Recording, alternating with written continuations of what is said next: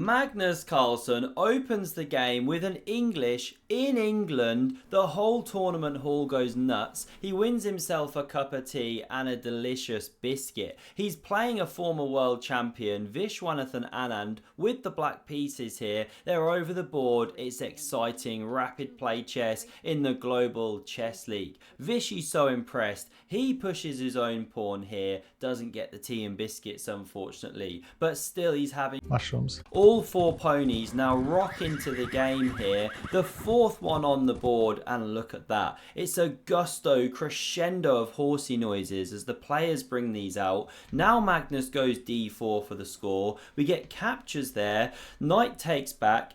e6, and now how about this? Magnus only goes and plays the Kramnik variation. Look at his reaction. Pooh, what a move. What a move. Vishy now goes bishop b4 with a whoosh, and Magnus takes off that seahorse. Pawn to c-ship's played. The queen's not coming off the board yet. You want to capture towards the centre, keep those ladies on, and Magnus now turns his bishop into a big pawn. Very ugly structure. Vishy goes e5, cementing the e4 pawn, gaining space, opening his sniper from c8 one day. Both players castle, do a little nod of appreciation as the top pros do when they get the king to safety, and now h3 on the board, taking control of g4 and i4, and Vishy, what does he do? Takes on c3, gives up his bishop pair to shatter the pawn structure, but it's the absolute top move of Stockfish. Is it any surprise? No. Very few people know this, but his brother, Vishy Anand, actually helped pioneer the development of Stockfish. So Vishy's very up on the Stockfishy opening theory. We now see d6 played, prepares to develop that bishop. And now Magnus really sharpens up the game here. Love this. He pushes the doubled pawn to get rid of it. You can glide right past with d5, keep the big centre, but Vishy's like, fine, I'll see your 10 and I'll raise you 10. Captures it, wins himself another c-pawn, and Magnus now really just goes for it with his bishops. You could go queen e2. I reckon I'd be looking at that here. Develop the dark squared bishop, connect the rooks, etc. But no, Magnus plays the ambitious pawn to f4 here, looking to rip open the board for his bishops, but opening the line to his king there, lifting the kilt, very risque. And what does Vishy do in response to fight back? Well, he could take on f4, doesn't do it. He plays c4, explosive move, interesting move, saying you take my pawn and your e-pawn is weak, you know, in many lines. Sometimes you take first, then it's weak. So Magnus instead drops back with the bishop, best move, and now what would you play here? Would you take the queens off against Magnus Carlsen or go queen a5? Pressure this pawn on c3, laterally look to activate one day. Well, what does Vishy do?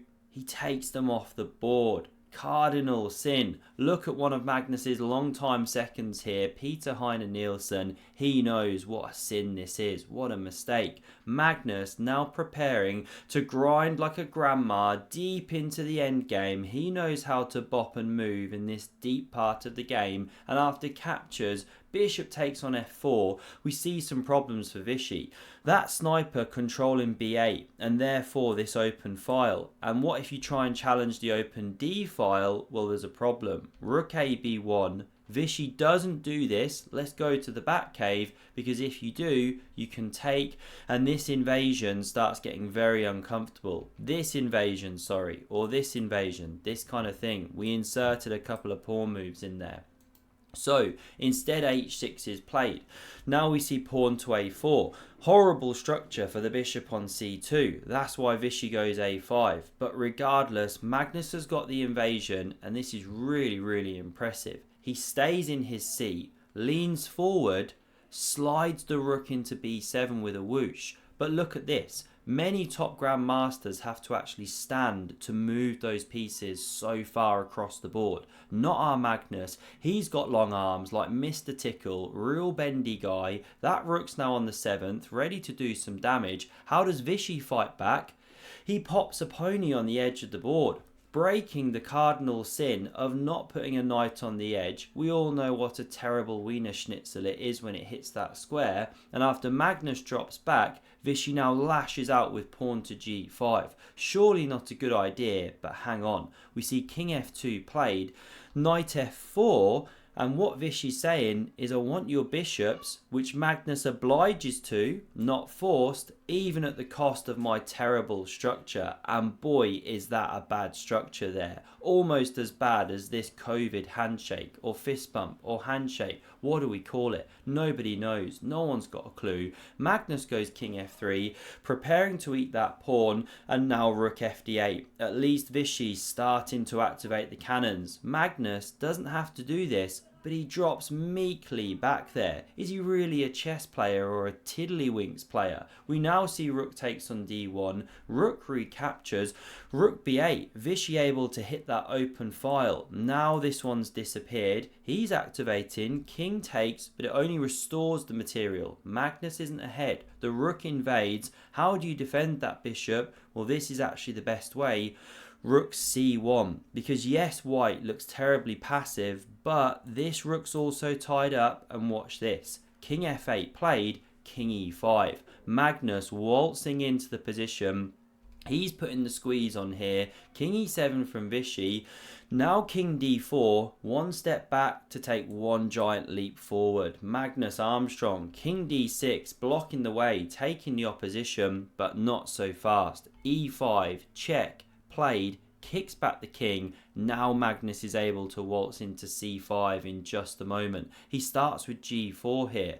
Now the bishop hits d5 to cover the c6 pawn, which allows this because you've left the pressure here, but at some point you had to come and do the defense anyway. So this series of moves now fairly forced. This is the position that arises. Magnus invading hard, g5 on the board, this one recaptures, and now the best way to go, according to the Stockness monster, is come back to rook b2 with rook b2, shuffle, get ready to activate some defensive stuff if this ever moves. But not played. Vishy goes rook a3. His brother, Vishy Anand, very disappointed because it's given up the kind of equilibrium that was there. White was slightly better. Bishop b1 now best. Magnus goes bishop f5, given the miss, but still a strong move. Suddenly, he's on the aggressive offensive here.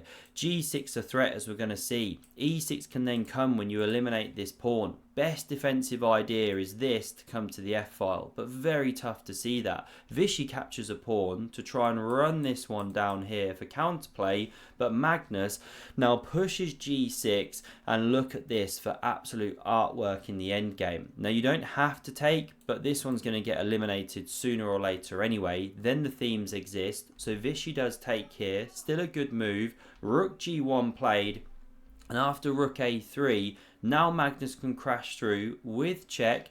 I didn't analyse, by the way, if the bishop here, but presumably this stuff starts dropping and it's not good, or do you just run into e6, I guess? Looks terrible, right? King marching in. So those were the problems. This is why rook a3. Magnus crashes through. The king ducks away, and now after rook f6 check, apologies if you can hear the kids screaming, it's dinner time, bath time, I'll be on my bike in a minute. Now king g7 and king e7 from Magnus, marching in imperially with that monarch. Rook b3 played.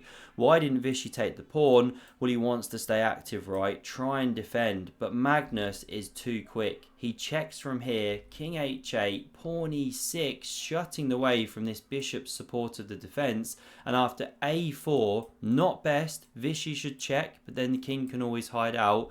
Now Magnus puts on the finishing touches. Goes king f6 voluntarily. This one's marching, of course. a3 from Vishy, desperate for counterplay, but now check. King g8, this one checks here, forces the king back. We get this sequence of forcing moves, and after bishop f7 check, Vishy resigns, because if he goes here, only square, pick your poison. You can checkmate with the pawn, or you can slam down with the rook like this and deliver a second kind of mate. Now that is endgame class of the highest order. This is the final position. Magnus Carlsen getting the job done. Hope you enjoyed. Smash subscribe to never miss a future video, and check out the one on screen for another epic game of cheese. Thanks very much for watching, and hope to see you soon. Cheers.